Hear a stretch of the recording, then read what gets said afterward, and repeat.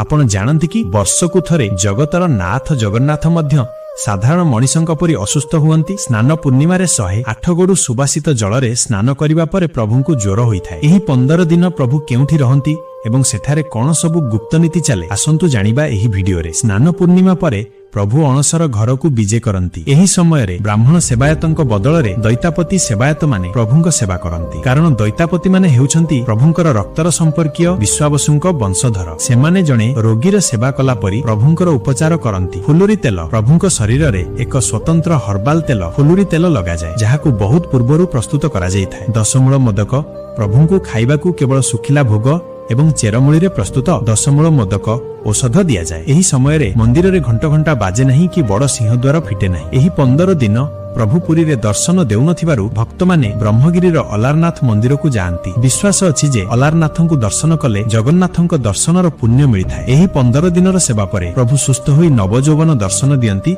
एवं परे रथयात्रा रे बाहरंती। आपण मानक मध्यरु किए किए रथयात्रा पई अपेक्षा करिसंती कमेंट रे जय जगन्नाथ निश्चय लेखंतु।